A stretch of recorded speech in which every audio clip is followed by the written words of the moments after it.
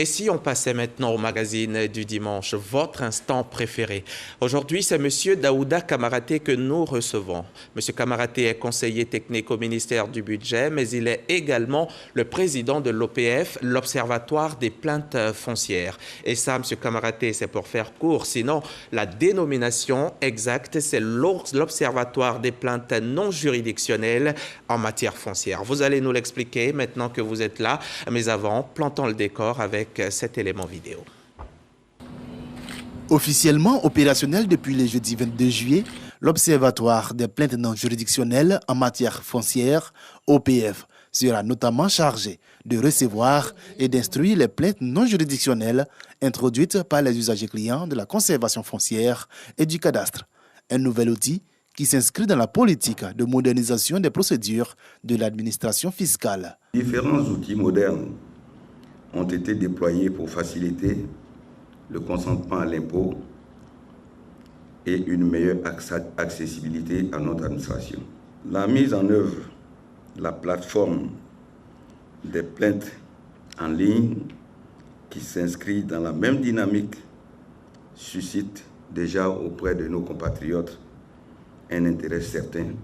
Conçu de concert avec le ministère de la Promotion, de l'Investissement et du Développement du secteur privé, l'Observatoire est un engagement pour l'amélioration du climat des affaires. L'amélioration du climat des affaires étant une problématique transversale, elle induit mon ministère à travailler en bonne intelligence avec les autres départements ministériels, en apportant à leurs équipes diverses, sans jamais se substituer à leur expertise, d'éclairage technique adéquat sur les besoins des investisseurs.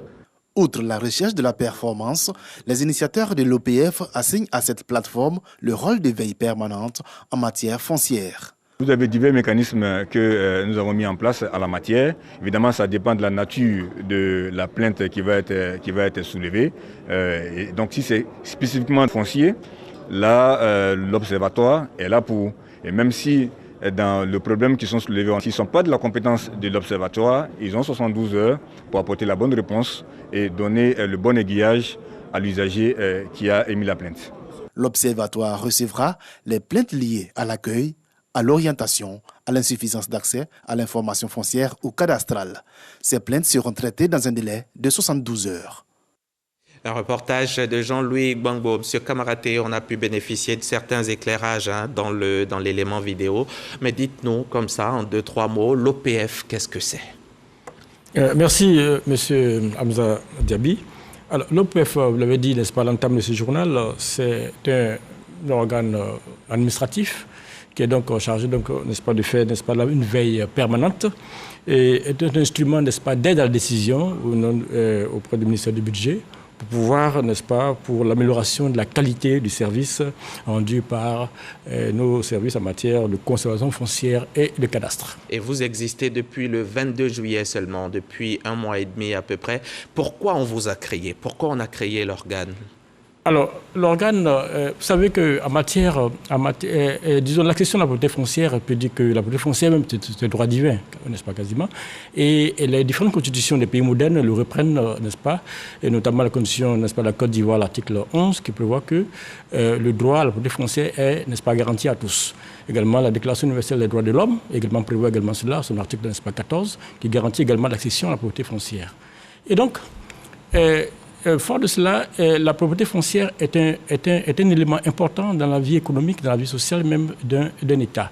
Voyez-vous, lorsque vous avez un bien, vous pouvez donc, n'est-ce pas, le mettre sous garantie pour avoir des prêts. Donc cela donc participe n'est-ce pas, à l'activité économique en tant que telle.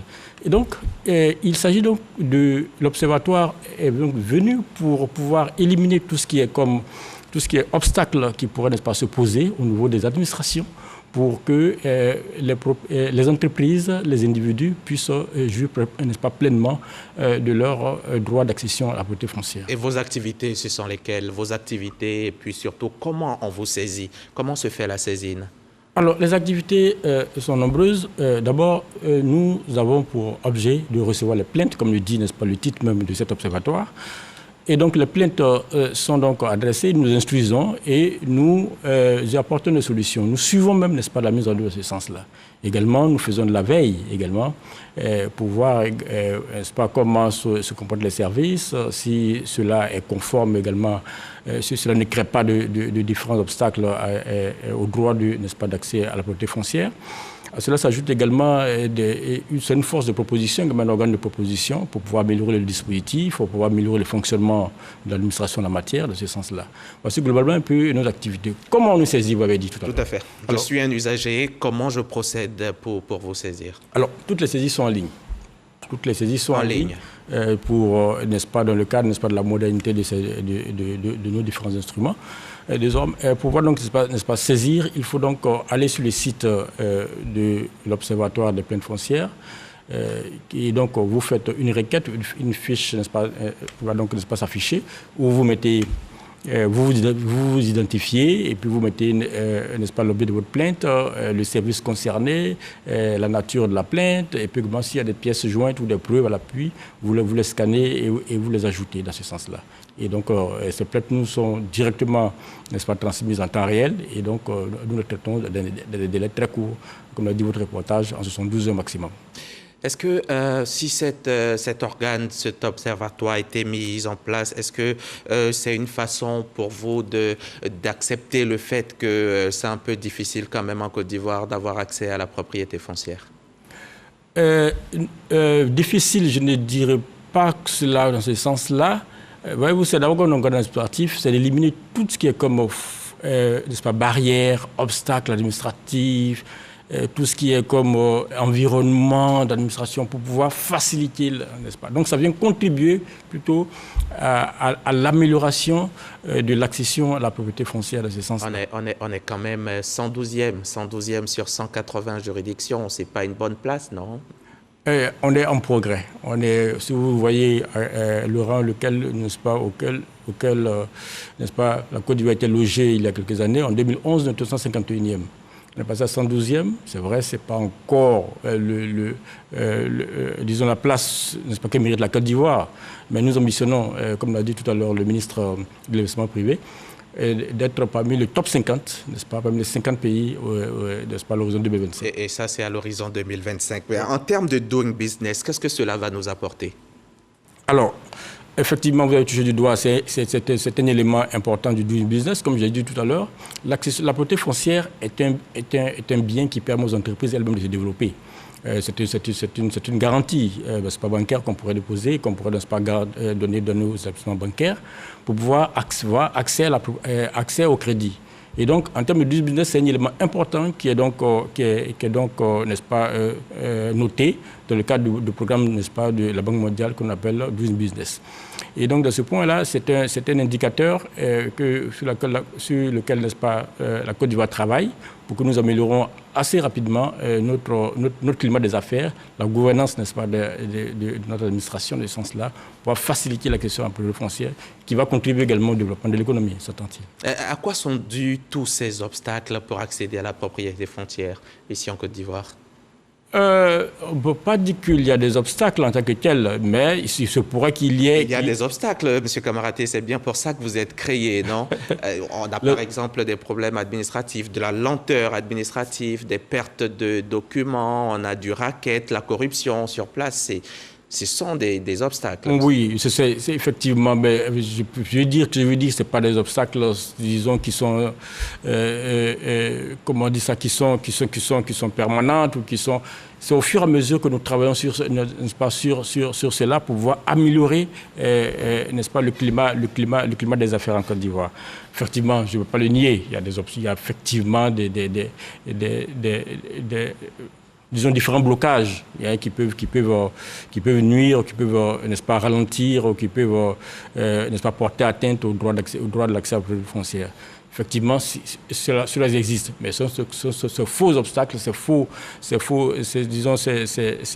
ces fausses contraintes-là qui relèvent même du domaine de l'administration qu'il s'agit aujourd'hui de pouvoir, n'est-ce pas, éliminer progressivement ce sens-là. Et c'est bien pour ça que vous êtes là, que vous avez été créé. Depuis le 22 juillet, combien de plaintes déjà vous avez reçues et combien en avez-vous résolu? Alors, le 22 juillet, c'était donc le lancement officiel fait par le ministre du Budget. Sinon, vous êtes créé depuis janvier quand même, selon l'arrêté. Voilà, selon l'arrêté, nous sommes créés depuis le 3 février 3 février 2021.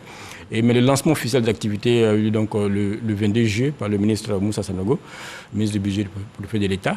Et donc, jusque-là, nous avons reçu environ globalement une dizaine de plaintes. Certes, parce que d'abord, l'observatoire n'est pas bien connu, mais il faudra que nous avons, donc voilà pourquoi nous passons sur le plateau, pour appeler les usagers clients, les usagers, n'est-ce pas, des services de la consommation foncière et du cadastre, à vraiment s'approprier cet observatoire-là et à ne pas hésiter à faire des plaintes, à fouiller des plaintes sur leur, n'est-ce pas, des plaintes qui peuvent, n'est-ce pas, s'opposer à leur droit d'accès à la propriété foncière. Et vous avez un organe de suivi, une sorte de service après-vente?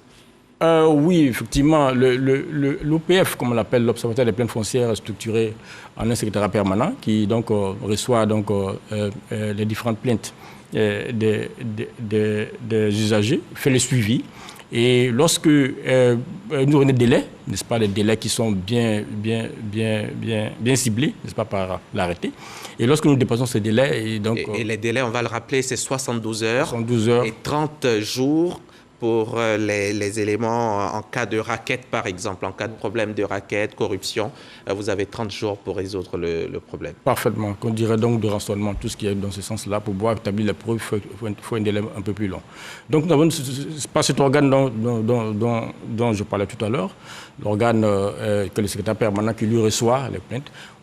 Lorsque vous n'êtes pas satisfait de la réponse ou des indications données par le secrétaire permanent, vous pouvez donc, n'est-ce pas, saisir un appel la présidence de l'Observatoire, n'est-ce pas, des plaintes qui est constituée, peut-être que vous allez poser la question, de ce nombre, n'est-ce pas, de personnes et de cadres et d'administration pour pouvoir, n'est-ce pas, se pencher sur vos plaintes en tant que telles. Et il faut savoir que vous ne réglez pas les litiges, vous êtes un organe qui s'occupe des plaintes non juridictionnelles. Parfaitement. D'accord. Et vous gérez uniquement les plaintes liées au ministère du Budget, hein, pas de la construction. Pourquoi? Quand on sait que de ce côté-là aussi, il peut y avoir de nombreuses plaintes. Oui, vous connaissez effectivement la chaîne foncière.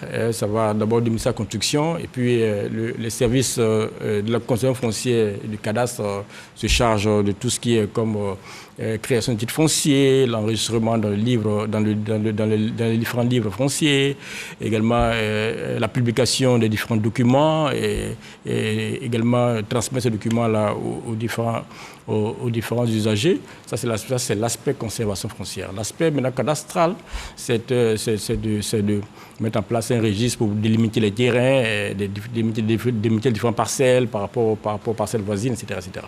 Bon, donc, tout ce travail est fait. Bien sûr, en amont également le ministère de la Construction qui lui délivre les arrêtés de construction définitive.